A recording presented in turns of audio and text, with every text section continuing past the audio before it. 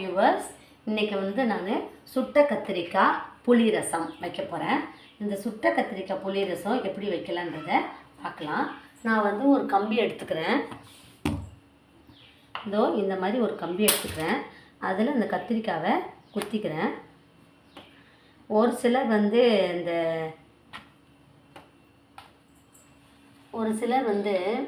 இந்த மாதிரி கம்பி மாதிரி ஒன்று இருக்கும், இந்த மாதிரி தவா கம்பிலேயே, அதை அதுக்கு மேலே இப்படி வச்சுட்டு அதை இப்படி சுட்டுப்பாங்க. நான் வந்து இல்லை, இப்படி நான் கூட அப்படியே சுட்டுக்கலாம் தான் பார்க்குறேன். நான் இந்த கம்பி இது மாதிரியே வச்சு சுட்டுக்கிறேன். இப்போ இந்த கம்பி சூடாகிட்டு கத்திரிக்காய் சூடாகும். இப்போ இதை வந்து ஓப்பன் பண்ணிக்கிறேன். இந்த கம்பி மேலே வச்சுக்கிறேன். கத்திரிக்காவை இந்த மாதிரி முதல்ல நான் சுட்டுக்கிறேன். கத்திரிக்காய் சுடட்டும். அதுக்கு முன்னாடி புளி ஊற போட்டு வச்சுருக்கேன். இதை சுற்றி இப்படி பண்ணணும். அப்போ நல்லா சுடும். கத்திரிக்காவை நல்லா சுட்டு எடுத்துக்கலாம். தோல் நல்லா கொலன்னு வரணும், வெளியில் பழுத்து வரணும். அதுக்கு முன்னாடி நான் வந்து மிக்ஸி ஜாரில்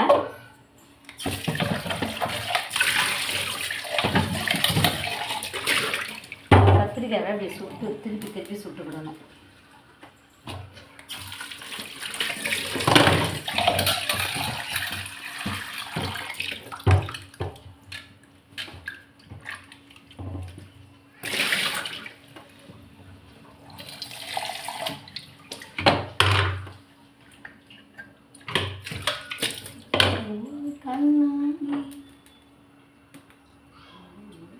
இந்த மாதிரி சுட்டுக்கலாம். இந்த மாதிரி இப்படின்னா தான் எல்லா பக்கமும் சுட முடியும். அந்த கம்பியை விட இந்த கம்பி தவால ஈஸியாக இருக்குது சுடுறது. இப்போ நான் மிக்ஸி ஜாரில் மிளகு கொஞ்சம் எடுத்துக்கிறேன். மிளகு,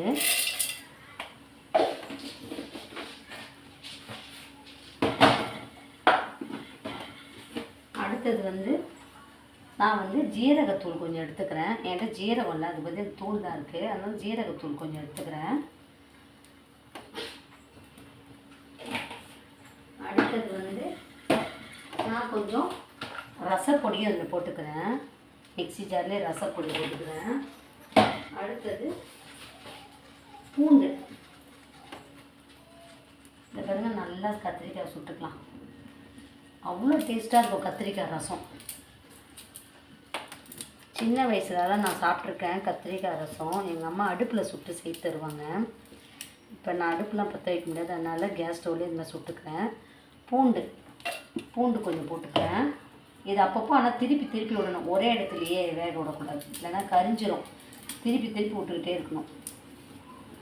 அப்படியே உள்ளே இருந்து ஒரு திரவம்லாம் வருது பாருங்கள் கத்திரிக்காய். அப்படியே சுட்ட கத்திரிக்காய் அவ்வளோ வாசனையாக இருக்கும். ஆனால் சுட்ட கத்திரிக்காய் குழம்பும் கருவாடும் வறுத்து சாப்பிட்டா அவ்வளோ டேஸ்ட்டாக இருக்கும். இப்போ நான் பூண்டு போட்டுக்கிட்டேன். அடுத்தது தக்காளி ஒன்று போட்டுக்கிடுறேன். ஒரு தக்காளியும் பச்சை மிளகாவும் போட்டுக்கிறேன். ஒரு 2 தக்காளி போட்டுக்கிறேன். தக்காளியும் பச்சை மிளகாவும் போட்டுக்கிறேன். அதுக்குள்ளே இதை சுட்டுவோம், திருப்பி போட்டுப்போம். நல்லா சுடட்டும். தக்காளி போட்டிருக்கேன். அடுத்தது கருவேப்பிலை கொஞ்சம் போட்டுக்கிறேன். செம்ம டேஸ்ட்டாக இருக்கும் கத்திரிக்காய் ரசம். ஆனால் கத்திரிக்காயில் ஆம்லேட்டும் பண்ணலாம். கொஞ்சம் கருவேப்பிலை நல்லா நிறையவே போட்டுக்கலாம். கருவேப்பிலையை கழுவிட்டு போட்டுக்கலாம். இப்போ இதை நான் முதல்ல லைட்டாக ஒன்று பாதியமாக அரைச்சிக்கிறேன். அதுக்குள்ளே கத்திரிக்காய் நல்லா சுடட்டும். சுட்ட கத்திரிக்காய் ரசம் சிம்மில் வச்சுக்கிறேன். நான் இதை வந்து ஒன்றும் பாதியமாக இந்த பாருங்க அரைச்சி வச்சுருக்கேன். இப்போ இதில் வந்து நான் இந்த சுட்ட கத்திரிக்காய் பார்த்தீங்களா, இந்த சுட்ட கத்திரிக்காவை தோலை உரித்து இதில் ஒன்றும் பாதியமாக அரைச்சிக்கிடணும். இப்போ நான் இந்த சுட்ட கத்திரிக்காய் ரசத்தோட கத்திரிக்காய் வறுவல் பண்ண போகிறேன். அதாவது பெப்பர் கத்திரிக்காய். எப்படி பெப்பர் சிக்கன் பண்ணுவோம் அதே மாதிரி பெப்பர் பிரிஞ்சால் பண்ண போகிறேன். ரொம்ப நல்லாயிருக்கும். இது நல்லா கரிஞ்சிடுச்சு, போதும், வெந்திருக்கும்னு நினைக்கிறேன். இதை அப்படியே ஆற விடுவோம். ஸ்டவ் ஆஃப் பண்ணிவிட்டு ஆற விடலாம். அது ஆறட்டும். அதுக்குள்ளே அந்த கத்திரிக்காய் வறுவல் வந்து ரெடி பண்ணுவோம். பெப்பர் பிரிஞ்சால் பண்ண போகிறேன். இப்போ இவ்வளோ கத்திரிக்காய் எடுத்திருக்கேன். நான் 2 கலர்லேயும் கத்திரிக்காய் எடுத்திருக்கேன். க்ரீன் கலரும் எடுத்திருக்கேன், பர்பிள் கலர் கத்திரிக்காயும் எடுத்திருக்கேன். இதை வந்து நான் வந்து இப்போ ஃப்ரை பண்ண போகிறேன். முதல்ல இதை நல்லா வாஷ் பண்ணிப்போம். வெஜிடபிள்ஸ் எதுவாக இருந்தாலும், அதாவது காய்கறிகளை நம்ம வாஷ் பண்ணிட்டு தான் கட் பண்ணணும். கட் பண்ணிட்ட பிறகு வாஷ் பண்ணக்கூடாது. ஏன்னா கட் பண்ண பிறகு அதில் இருக்க சத்தெல்லாம் தண்ணியில் போயிடும், கழுவும் போது போய்டும்னுவாங்க. அதனால் நான் வந்து கழுவிட்டு தான் வாஷ் பண்ணுவேன். இப்போ இந்த இவ்வளோ கத்திரிக்காவை நான் எடுத்திருக்கேன். இப்போ இதை வந்து நான் நீல வாக்கில் கட் பண்ணிக்கிறேன். இந்த காம்பு இருக்கும், நீல வாக்கில் நான் கட் பண்ண போகிறேன். இந்த பிரிஞ்சால் ஆறட்டும். பிரிஞ்சால் வந்து இதில் இருக்குது, நல்லா கரைஞ்சி வந்திருக்கு. உள்ள தோல் உரிக்கும் போது காட்டுறேன் எப்படி இருக்குது பாருங்கள். இப்போ நான் வந்து இந்த பிரிஞ்சாலை வந்து நீல வாக்கில் அரிஞ்சிக்க போகிறேன். இப்போ இங்கே வைக்கிறேன்.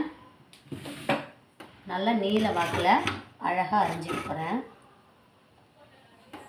இப்போ இந்த காம்பு அப்படியே தான் இருக்கும். காம்பை விட்டுட்டு நான் பேக் சைடில் தான் அரிஞ்சிக்க போகிறேன். இதை பாருங்கள். இப்போ இதில் பூச்சி எதுலாம் இருக்கா இல்லை, அதனால் நம்ம இதை வந்து 4 நாளாகவே நான் அரிஞ்சிக்க போகிறேன்.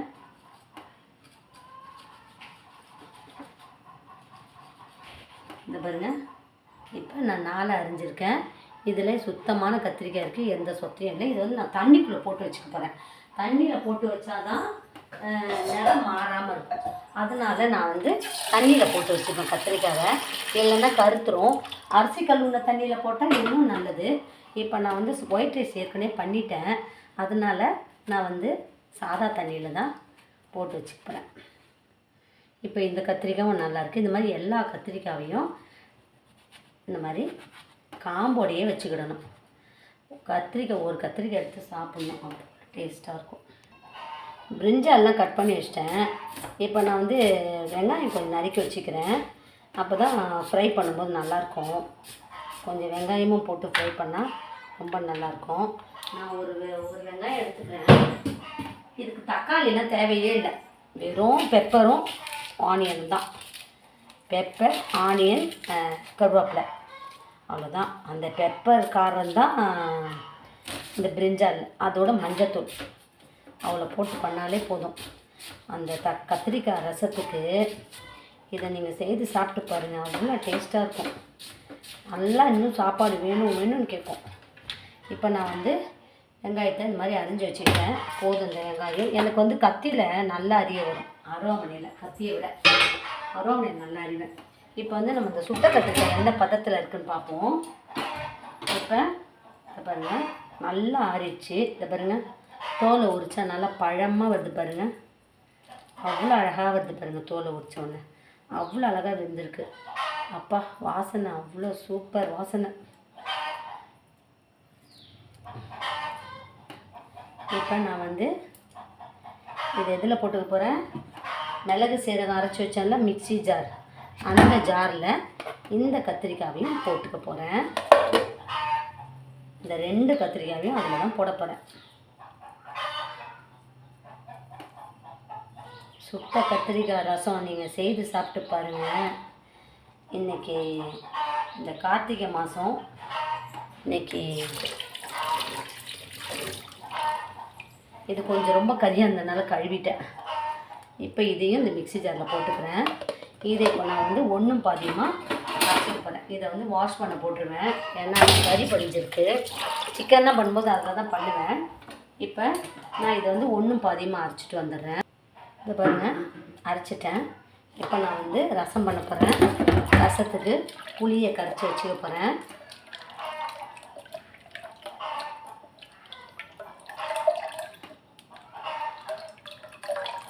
உங்களுக்கு காரம் வேணுன்னா மிளகாத்தூள் வந்து காஞ்ச மிளகா நிறைய போட்டுவிடலாம். காரம் வேணான்னா சிம்பிளாக பண்ணிக்கலாம். நான் அந்த கடாயில் தான் பண்ண போகிறேன் ரசம். அடுப்பு பற்ற வச்சுக்கிட்டேன். அடுப்பு பற்ற வச்சுட்டா கடாய் சூடாகும். நேற்று வந்து சொரக்காய் போட்டு சாம்பார் பண்ணேன். அவ்வளோ டேஸ்ட்டாக இருந்தது அந்த சாம்பார். நீங்களும் செய்து சாப்பிட்டு பாருங்கள். அதுக்கப்புறம் இது வந்து வடை செய்கிற எண்ணெய் தான், அதனால் நேற்று தான் வடை செய்தேன். அதனால் இது ஒன்றும் கெடாது, நல்ல எண்ணெய் தான், வடை எண்ணெய். அடுத்தது வந்து நான் இப்போ வந்து கடுகு போட்டுக்கிறேன். இப்போ எண்ணெய் சூடாகட்டும். கடுகு போட்டிருக்கேன். எதுவுமே போட வேண்டாம். கடுகு, வெந்தயம் கொஞ்சம் போட்டுக்கிறேன். வெந்தயம், பெருங்காயத்தூள் கொஞ்சம் போட்டுக்கிறேன். ரசத்துக்கெல்லாம் பெருங்காயத்தூள் போட்டால் நல்லாயிருக்கும். ரசம், சாம்பார் எல்லாம் பெருங்காயத்தூள் தான் போடணும்.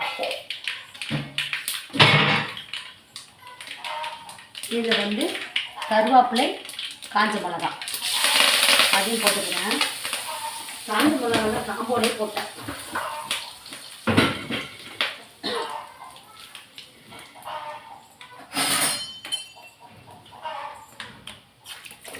இப்போ நான் வந்து இதெல்லாம் நல்லா பொரிஞ்சிச்சு. இப்போ நான் மிக்ஸி ஜாரில் வச்சேன் பார்த்தீங்கன்னா, சுட்ட கத்திரிக்காய், மிளகு, சீரகம், இந்த கலவையை போட்டு இதை நான் நல்லா கரைச்சிக்கிறேன். இப்போ கையை வச்சு எடுத்து போட்டுறேன். மிக்ஸி ஜாரை நல்லா கழுவிக்கலாம். அந்த தண்ணியை ஊற்றணும். நல்லா கரைச்சிக்கிறேன்.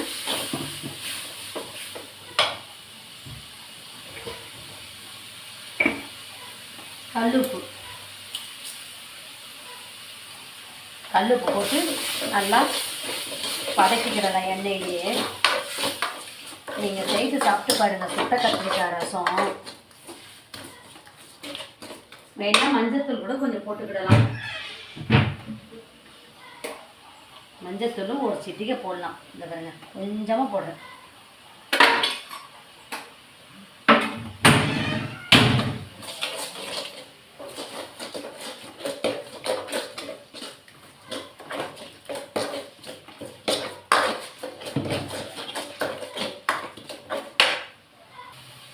இப்போ கரைச்சி வச்ச புளியை ஊற்றிப்போம். இது வந்து ரசம் மாதிரியும் இருக்காது, குழம்பு மாதிரியும் இருக்காது.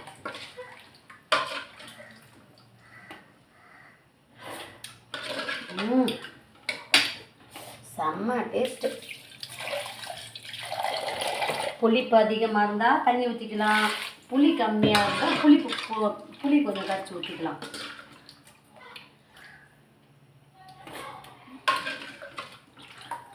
சுவையான சுட்ட கத்திரிக்காய் ரசம் தயாராகிடுச்சு. இப்போ இதுக்கு மேலே கொத்தமல்லி தழை போடணும்னா போட்டுக்கலாம், போடாமல் விட்டாலும் விட்டுடலாம், நம்மளோட இஷ்டம்தான். இது வந்து ரொம்ப கொதிச்சுலாம் வர வேணாம்.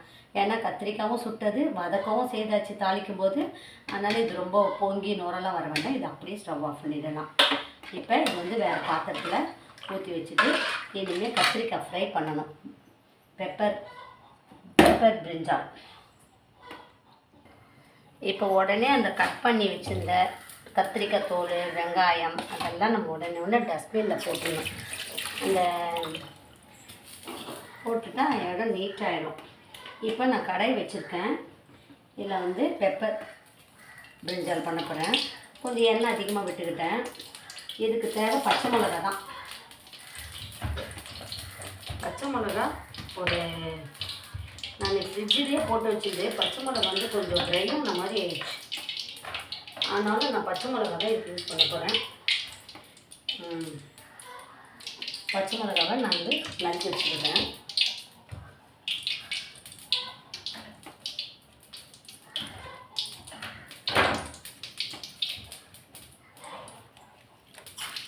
இப்போ நான் வந்து எண்ணெய் காஞ்சிச்சு. இதுக்கு வந்து நான் சோம்பு போட போகிறேன். சோம்பு போட்டேன்.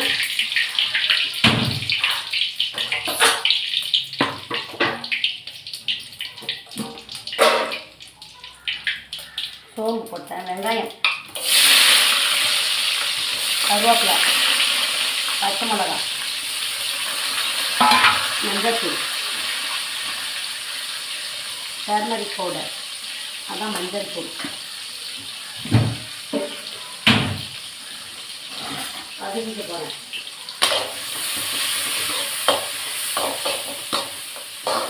நல்லா வதக்கணும். வதக்கிட்டு கொஞ்சம் வதக்கட்டும். இப்போ நான் தண்ணியில் கட் பண்ணி போட்டு வச்சுருந்தேன் கத்திரிக்காய், 4ஆக கட் பண்ணி போட்டு வச்சுருந்தேன் கத்திரிக்காவை போட்டுக்கிறேன். எல்லாமே நல்ல கத்திரிக்காய் தான் இருக்குது. இதே எண்ணெயில் போட்டு வதக்கிக்கிட்டே இருக்க போகிறேன். அப்புறமா தான் உப்பு போடுறேன். இதுக்கு வந்து நான் சால்ட்டு தான் போடுவேன். சால்ட்டு நமக்கே தெரியும் அளவு, சால்ட் அளவுலாம்.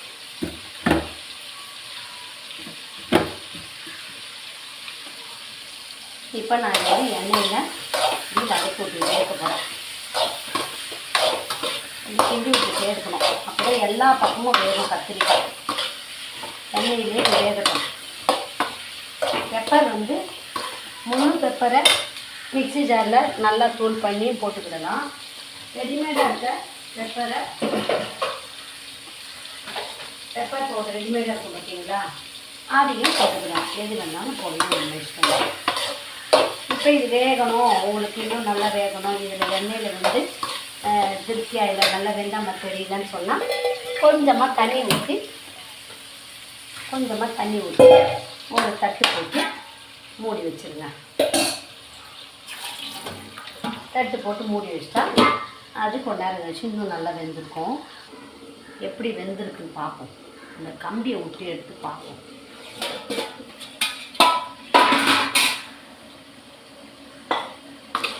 பரவாயில்ல, கொஞ்ச நேரத்தை நல்லா வெந்துடும். இது அப்படியே இந்த காம்பு தான் கிரிப்பாக பிடிச்சிடும்.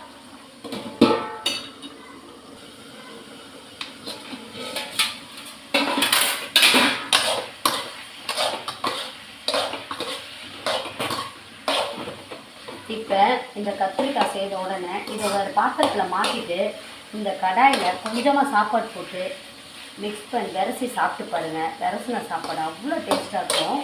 உப்பு கரெக்டாக இருக்குன்னு பார்த்துக்கலாம்.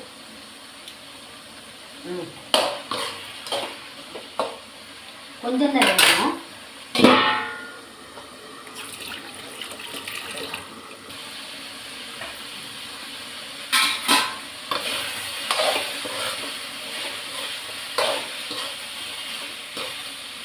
பாருங்கள், ஒரு கத்திரிக்காய் எடுத்து கட்டுறேன். பாருங்கள் எப்படி இருக்குது பார்த்தீங்களா, அப்படியே பூவாக வந்துருக்கு. நம்ம பெப்பர் போடணும். பெப்பர் தூள்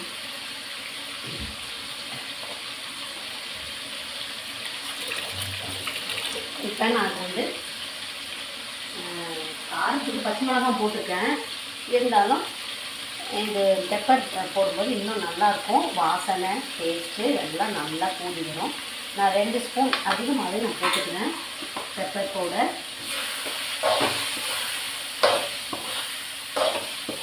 சுவையான பெப்பர் கத்திரிக்காய், பெப்பர் பிரிஞ்சால், பெப்பர் சிக்கன் நம்ம சொல்லுவோம்ல, அதே மாதிரி நான் பிரிஞ்சாலில் செய்கிறேன். இது வந்து இன்னைக்கு லஞ்ச் வந்து பெப்பர் பிரிஞ்சால், அதுக்கப்புறமா கத்திரிக்காய் ரசம், ஒயிட் ரைஸ். இவ்வளோ தான் இன்றைக்கி கார்த்திகை மாதம். இன்றைக்கி ஒரு வித்தியாசமான குழம்பு நான் பண்ணியிருந்தேன். உங்களுக்கு இது எப்படி இருக்குன்னு பார்த்து சொல்லுங்கள். நீங்களும் செய்து சாப்பிட்டு பாருங்கள். உங்களுக்கு இந்த லஞ்சு பிடிச்சிருந்தா சேனலை லைக் பண்ணுங்கள், ஷேர் பண்ணுங்கள், சப்ஸ்கிரைப் பண்ணுங்கள். சரிங்களா? பெப்பர் பிரிஞ்சால் எவ்வளோ டேஸ்ட்டாக இருக்குது பாருங்கள். பார்க்க எப்படி இருக்குது, சாப்பிட்ணும் போல் தோணும். இப்போ இந்த கடாயில் விரசி சாப்பிட்டா அவ்வளோ டேஸ்ட்டாக இருக்கும். நான் விரசி சாப்பிட்ருவோம்பா கடாயில். சுவையான பெப்பர் பிரிஞ்சால் தயாராகிடுச்சு. அதுக்கப்புறமா நான் ஒயிட் ரைஸ் பண்ணியிருக்கேன். அடுத்தது வந்து பாருங்கள், நான் இது குக்கரில் தான் பண்ணேன் இன்றைக்கி. சுட்ட பிரிஞ்சால் ரசம் அவ்வளோ டேஸ்ட்டாக இருக்கும். சும்மாவே குடிக்கலாம் இந்த ரசத்தை. நம்ம இந்த மாதிரி வித்தியாசமாக செய்து சாப்பிட்டாலே உடம்புக்கும் நல்லது, சாப்பிடவும் பிடிக்கும்.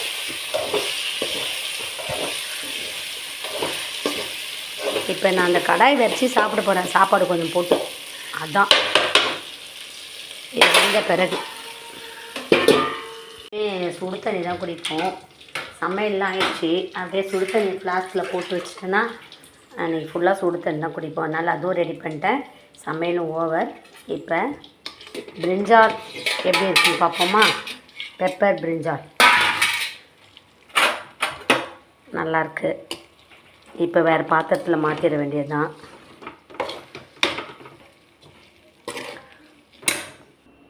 பெப்பர் பிரிஞ்சால் நான் தனியாக எடுத்து வச்சிட்டேன். இப்போ வந்து அது வரிச்சி சாப்பிட போகிறேன். இந்த ஒயிட் ரைஸ் கொஞ்சம் போட்டுக்க போகிறேன். அந்த கடாயில் கொஞ்சமாக ஒயிட் ரைஸு. சாப்பாடு வந்து கையில் எடுக்கக்கூடாது சொல்லுவாங்க. யாருக்கும் பரிமாறும் போதும் கையில் பரிமாறக்கூடாது சொல்லுவாங்க. ஆனால் நான் இன்றைக்கி அர்ஜென்ட்டுக்கு கையில் எடுத்துருக்கேன். பரிமாறுதான் கையில் பரிமாறக்கூடாது சொல்லுவாங்க. பாருங்கள், ஒரு பெப்பரும் ஒரு பிரிஞ்சாலும் போட்டிருக்கேன். இதோடையே வரமாட்டேங்குது. இப்போ விரசிக்கிறேன். ரொம்ப டேஸ்ட்டாக இருக்கும். கையில் விரசி எடுத்து கையிலையே எடுத்து சாப்பிட்டா, நம்ம சாப்பிட்றது ஸ்பூனை விட கையில் சாப்பிடும்போது ருசி அதிகமாக இருக்கும். ஸ்பூனில் சாப்பிடும்போது ருசி கம்மியாக இருக்கும். அதே கையில் எடுத்து சாப்பிட்டிங்கன்னா ரொம்ப டேஸ்ட்டாக இருக்கும். Very taste. பெப்பர்லாம் அவ்வளோ சூப்பராக இருக்குது. நீங்களும் சரி சாப்பிட்டு பாருங்கள்.